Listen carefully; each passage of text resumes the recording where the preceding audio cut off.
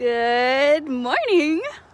We are here at Austin Estuary Park here in Gig Harbor, and we are doing part 1 of our virtual salmon tours. Typically Saturdays throughout the fall, Harbor Wild Watch is doing live tours with the community, and we have a 3-part tour typically that we take people on. And so this year we're breaking that 3-part tour into 3 separate videos for the next few Saturdays. So if you're tuning in with us, if you could let us know where you're tuning in from, that'd be great. It's just me, Stina, here today to take you on part 1 of our virtual Donkey Creek salmon tour. I'm excited to be here because I already seen a lot of really great birds. So part 1 is to kind of talk estuaries, biodiversity, and of course the birds. So if you don't know what an estuary is, I see my friends Truett and Robin over here. I'm wondering if I can put Truett on the spot for an estuary dance. No? Maybe? I'm gonna teach you the estuary dance, but it's a lot easier for me to tell you how to do it than for me to like selfie myself. So estuaries, like the lovely little Gig Harbor Bay we have here, which is part of the Puget Sound, which is part of the Salish Sea, is a mix of saltwater and freshwater. And so right now we have some freshwater from Donkey Creek as well as Crescent Creek. So I need you to take your freshwater. And the Puget Sound has over 10,000 rivers and streams. And all that freshwater is gonna mix with the saltwater from the Pacific Ocean. So take your freshwater, take your saltwater, and mix it together and wiggle around, and you have an estuary. Thank you two so much. You have been a crucial part of this tour. Yeah, me too. It's delightful to see you. So that's our estuary. I'm gonna pan back over here, have a fun time looking at the salmon you two. And this estuary, at least for the Puget Sound, is the 2nd largest estuary in the United States, with again over 10,000 rivers and streams mixing in with the saltwater from the Pacific Ocean. Again, here in Gig Harbor Bay, we have those 2 freshwater inputs from Donkey Creek just around the corner here. You can see the Harbor History Museum for kind of a sense of place. And then further along the way, we have Crescent Creek, and that gives us kind of our local Gig Harbor Bay estuary. And this, as you can see, is a great place for all these lovely birds to get their little baths in. I have a scope, so I'm gonna do a little bit of hopefully some good finagling of getting some close looks, because I've seen the herring gulls, I've seen American widgeons, I've seen a hooded merganser, buffleheads, and some common golden eyes. So I'm hopefully going to be able to give you a little bit of a peek at the birds, because birds, they're a great indicator of estuary health, in that if they don't like a spot, they can move. So I'm gonna show you we have our little tripod scope set up, and I'm just gonna hopefully hold the camera up to our lens. So bear with me a little bit as we zip around. Okay, that's a rock. Sorry. I'm gonna use my eyeballs first, so hopefully I can hold this and look around to zero in. I had a bird earlier. Okay. And they move. It's tricky, friends. Those are some nice gulls. Okay. Well, maybe I can just physically zoom in on this guy here. No, I still want to try and give you the scope view. Okay. The adventures of digital tours in what would be a good in-person format. Let me get our thing ready.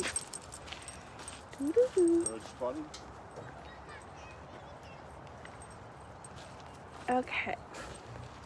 A nice look at that. Hi there.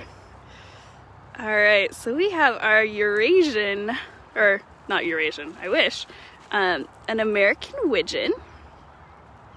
And you can see, if I can, it's moving, I'm moving, everything's moving.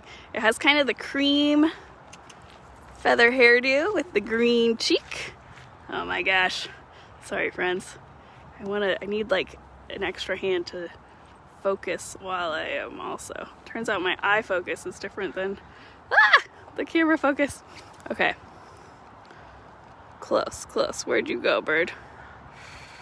Oh, well, oh, there we are. Okay, yeah, look at that hairdo. Oh my gosh, I'm shaky. That's our American widgeon. Looking really good. I like to kind of relate them to the mallards with that green. Both water birds. Okay, I'm gonna step off of that. Too much coffee this morning. But okay, here was a nice little pair swimming along the shoreline. But again, kind of some features you want to look at is that cream top with the green streak, and then the females typically are a more drab coloration, at least to our seeing eyes, and the males have that sexual dimorphism. We also see that in salmon, where they're a little bit more colorful and exaggerated in their features. So the hooded merganser that I'm not seeing anymore, but would like it to come back. We'll try to scope that next time it pops up. They have this crazy feather hairdo. So if anything, just give yourself a Google for a hooded merganser, and I think those pictures will be a little more impressive than my ability to zoom in on them with our scope here. One more bird I want to try and show you is the common goldeneye. And again, I'm gonna show you what I'm trying to do here. Okay, so we're zooming in. So I'm trying to get our bird in sight. And then of course it's diving, which makes this extra adventurous. And then I'm gonna get in focus and then try and show you as well. So it's easier to pop up. If you are here in person, I would hand you a pair of binoculars and you would get to see those birds. I also have a wiggly tripod, so that's making it extra cool. Okay, once they pop up, I think I'm on the spot. So I'm gonna flip us back around.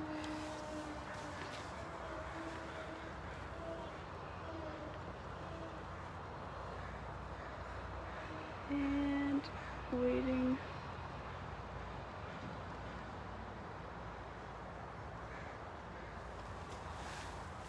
The adventures of birding and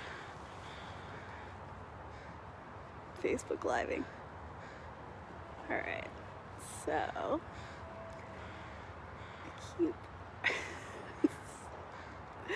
if you're tuning in, if you could let us know where you're tuning in from. Okay, we're gonna try to take a look at this next beauty. Get that lined up. This actually might be a female bufflehead, so they were kind of popping in and around together. But next, oh, there, that's a goldeneye. So I'm looking at the little white spot next to its beak, which then I'm like, okay, there they go. All right, I'm gonna abandon this for now, but I promise you that the birds here are indeed spectacular. I'll just rely on the zoom of the camera for these little birds that are near shore. Again, some American widgeons, some nice gulls bathing. Earlier I saw one flipping around a salmon carcass, so we definitely know that there's some fish returning to the creek, which we'll take a little stroll and make sure we try and view some salmon. But before we head out. Just a couple more things that on this salmon tour we'd cover in addition to some bird observations. This park here, Austin Estuary Park, you can see it's left to its own devices. It's not a park that's manicured, and that's intentional. This lawn isn't mowed.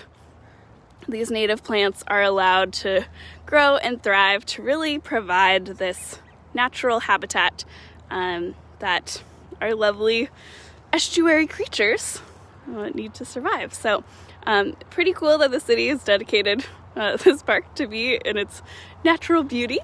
And again, kind of looking at the different types of birds as well as the different types of plants, seeing all this biodiversity, this mix of life, is a pretty good sign that this is a healthy habitat. Now we can kind of counter that by looking across the way.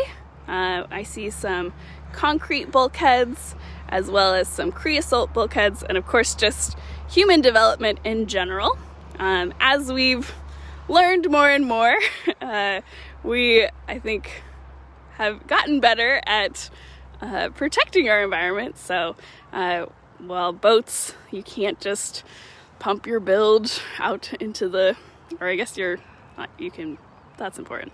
But you can't just, pump your sewage out into the bay. You have to do a pump out station for that. If you have a leaky oil spill, there's protocol to take care of that. New development going in has the health of the estuary in mind. So I know like in Seattle, there's the seawall that, because they've developed right along the water, they're at least putting in a seawall that has more nooks and crannies for things like salmon to hide. A bare concrete wall like this doesn't offer much refuge for the nearshore fish inhabitants.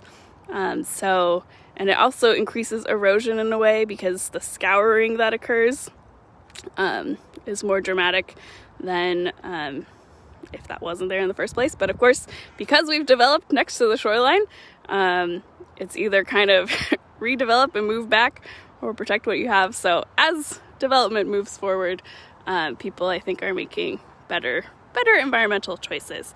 Another thing I'm noticing is that the tide is out. I unfortunately can't I should have double checked that before I started our live, but that'll make our salmon viewing, I think, a little bit easier as we just kind of walk up and under the bridge.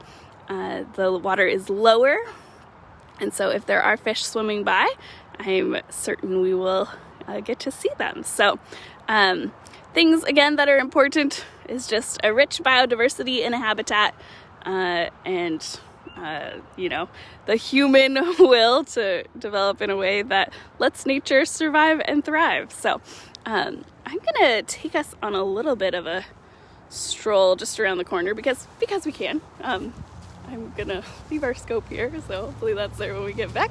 But yeah, I think it's an exciting place to be. If you haven't visited Austin Estuary Park before, again, it's just next to the Harbor History Museum. It's like a beautiful slice of nature right in the middle of adorable downtown Gig Harbor, at least the waterfront side of it. I'm gonna flip around and look at some more plants that we have. Again, Austin Estuary Park is dedicated to letting these native plants thrive. And unfortunately, we have our invasives that are just so sneaky. So I'm seeing a lot of this Himalayan Blackberry that comes in. I don't know about you, but if this is in your yard, it is hard to manage. You cut it off, you have to actually dig it out from the roots. The berries are delicious though, so that's maybe an added benefit. But you can see that blackberry just kind of taking over this natural stand.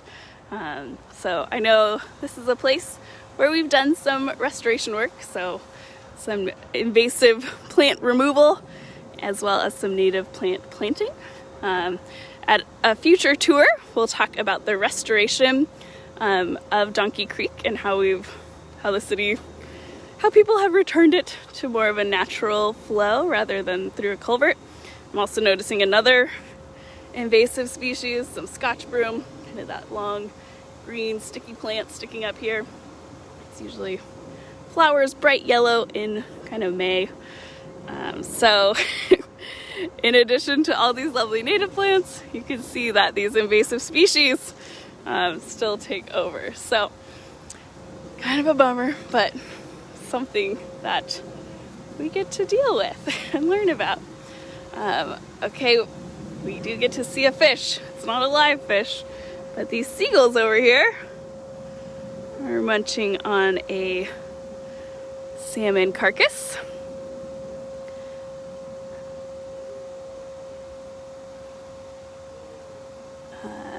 We'll talk in our future tours more about the salmon life cycle and their incredible journey. But because we're here, your part 1 tour from the biodiversity and birds at Austin Estuary Park gets to bleed in a little bit to some fish viewing as well. These concrete pylons, these will be featured in our part 2 tour. All right, I'm gonna just kind of pop down here because I'm seeing some more fish carcasses. Something we've noticed is that it feels like the return of the chum salmon happened earlier this year. Normally it's not until mid-November, so about right now, that we first start seeing fish. We host Chum Festival kind of later in November, and that's a big celebration that the community puts together to celebrate the return of the salmon, because it's an incredible thing, and we'll talk more about that soon. But instead of that, because it's not safe to gather in large groups, we are doing kind of a virtual Chum Fest. So we've been featuring salmon all month long. So if you want to check out any of our past videos, we have done a lot of salmon content. I would highly recommend our Chico Creek video, because that is just like a salmon-packed stream. And Rachel and I will tell you funny jokes, and hopefully you'll learn and have fun, because that's our goal. There's some of those rose hips. Yeah, so again, if you're tuning in, let us know where you're tuning in from. That's always really fun to know how we can bring Gig Harbor to you. There's another fish carcass in there. You're of course welcome to come to Austin Estuary Park and Donkey Creek Park. They're connected through this nice walking trail, and you too can see the salmon. So there is a fish, my friends.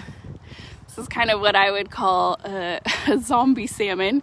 You can see that the white, just kind of the deteriorating flesh of this, what I'm gonna guess is a male chum salmon. And he's making it. Takes a lot of energy to swim up this creek. Again, we'll talk about how this creek is in much better shape than it was a handful of years ago, and how we've improved salmon passage here in Gig Harbor. But yeah, this salmon's looking a little rough. Salmon are fish that go from freshwater to saltwater, and then when they return to the freshwater to complete their life cycle, that freshwater is a tough thing to deal with. And so when they re-enter the freshwater, it's kind of a spawn and die situation. So they start deteriorating in the freshwater, and hopefully this buddy can pass on some genes before it's too late. But yeah, again, it's looking kind of rough. Maybe you've had a rough day like a salmon, but at least we don't have to spawn and die, right? 2020's been rough, but salmon have it on a whole different level. Glad to see we have some people tuning in from Southern California. Guessing it's a little warmer, but I'm glad to, be out here. It's not raining. We get to see salmon. We get to see birds. It's a pretty good day. And Mary is tuning in. Hi, Mary. We are indeed counting salmon. So we have the salmon observation station under the bridge that you're more than welcome to come and view. We actually do a lot of community science in this park area. The salmon observation station is a seasonal thing that we install under the bridge, and you can come by, and if this little salmon makes it under the bridge, I would record it as a thing we notice. So I think check on our hand sanitizer. Yep, that is ready to go.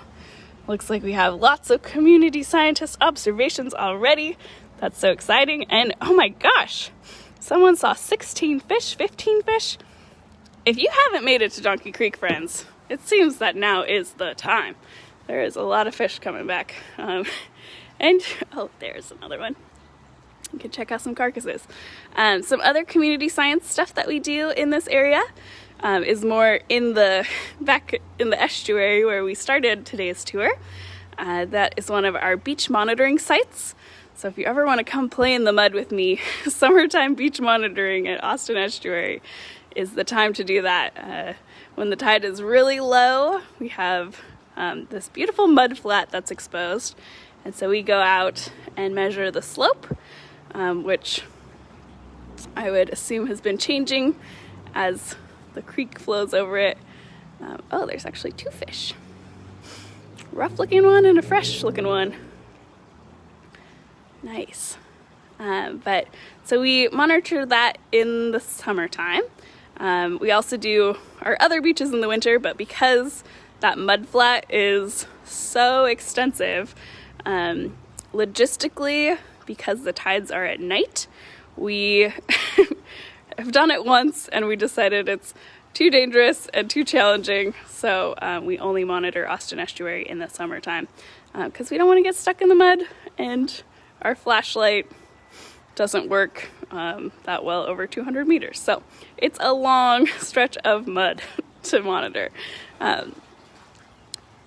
Some other community science stuff we do, we've participated in the Mussel Watch program, and so we actually install a mussel cage, and those mussels filter in the water and collect contaminants in their body, which then are analyzed, and unfortunately this is one of the sites that has had really high levels kind of across the board, but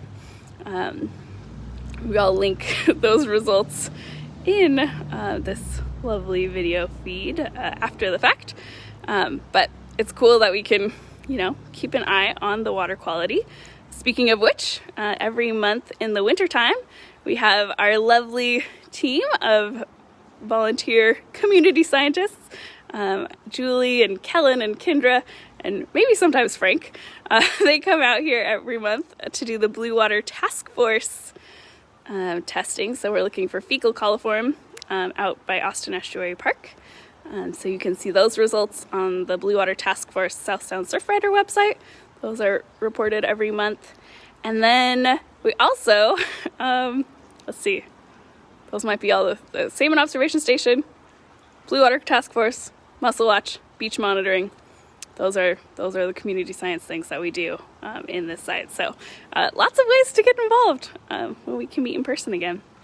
And then just to kind of wrap up, I'm noticing that these fish are doing kind of the spawning dance. And so you may have noticed the salmon doing that little quiver, and I'm hoping this one in front, I'm guessing a nice female, she was laying on her side and flapping her tail. That is some classic red digging. Salmon builds nests, but it's not with twigs and sticks. Instead, she uses her tail to dig a shallow depression. That will be great for laying her eggs. I'm a little concerned that they're picking this spot because this is an area that the tide comes in. So this under the bridge is inundated with salt water, which I'm guessing isn't ideal for our little fishy friends. So keep moving up the creek, buddies. You got this. But it is really, I'm just on the path right here, looking at the fish right over there. So again, Donkey Creek Park and the trail leading to Austin Estuary Park is a fantastic place to view salmon. And I'm just gonna, I don't know, since we still have some people here, I'm gonna hang out and just watch these fish, because I want to, again, point out that red digging behavior and that little salmon shimmy. It's their fancy little dance to impress the lady, and then of course hopefully these two can spawn, and then as we've seen with lots of the carcasses, those will fertilize the surrounding riparian zone. But all of that to be talked about in much more detail in coming salmon tours. Again, we'll be taking you to Donkey Creek for the next 2 Saturdays. We'll still be doing our Minter Creek fish checks, as well as our cocktails and fishtails program on Wednesday. We'll be featuring microplastics, so that will be a great talk with Julie Masura. Again, you can tune in on Facebook Live, just as you're doing now. And these videos are always posted, again, after the fact. So you can tune in and check out what you missed in case you have other things going on. We have, because of COVID, just content for days. So you can surely learn and have fun no matter which video you watch. But it's sure cool to see these fish returning to Donkey Creek here in Gig Harbor. Celebrate these lovely friends. Yeah, we'll just keep watching for a little bit longer. Again, oh yeah, loving the questions in the comments. Are the fry totally in freshwater then? When do they start in brackish or salt? Great question. You'll have to tune in for our next tour, but I'll give you a sneak peek because because I can. The fry, the eggs are typically laid in fresh water. Oh, there's that nice red digging behavior. And then the eggs will hatch kind of in, ooh, the sexy salmon shimmy. Those eggs will hatch in, oh, when do they hatch? I'm gonna have to, I think January. And then the alvin dig themselves into the gravel, and again, they're still in the fresh water, eating their yolk sac. And then the fry, for the chum salmon species, they really don't spend that much time in the creek. They pretty much are gonna do smoltification so they can transition from the freshwater to the saltwater. And again, that estuary we talked about at the beginning of our tour, the place where saltwater and freshwater mix together, the Puget Sound, Greater Salish Sea, that is a habitat that lets the salmon kind of transition from its freshwater home into the saltwater, where ultimately it's headed out to the very salty ocean, where it'll get big into its adult phase. And then these chum salmon typically spend, I think, 3 to 5 years, and they'll return to their home creek to do what they're doing today, passing on those genes. So it's pretty cool. And so there's a couple different baby salmon words. There's alvin or alevin, depends how you want to twang it, Alevin, and the alvin transition to fry to smolt to adult, and then of course this funky spawning phase where they turn colors and get the humps and the big old nose and hooked teeth, which are all for impressing the ladies. It's not like they're eating anything, because at this point their digestive systems are pretty shriveled up and looking sad. So they're all energy is dedicated to spawning. So pretty exciting stuff, and we're excited to, keep talking salmon the next couple Saturdays. So if you like what you saw here, tune in for that. Of course, thanks for all of your comments and likes and shares. That is a really easy, free way to help support Harbor Wild Watch, and we appreciate that so much, because your interaction drives the algorithms to get our message of stewardship and education out further, especially now because everything's digital. You can share it across the world, so we think that's pretty cool. And of course, you can also make a donation through the link provided on this Facebook Live event, as well as head over to our website to make a secure donation there. So we appreciate all of your support in whatever form it comes, and again, are just so excited to see this lovely salmon or this pair of lovely salmon doing their thing in the creek. I'm gonna flip around to say hi one more time and tune out. So come visit the creek, even if it's raining. Just think, happy salmon weather. They need that fresh water in the creek to do their thing. So thank you again so much for joining for part 1 of our Donkey Creek salmon tours, and we look forward to seeing you next time, as well as for all the other live fun Facebook content we'll be putting out for the rest of the month.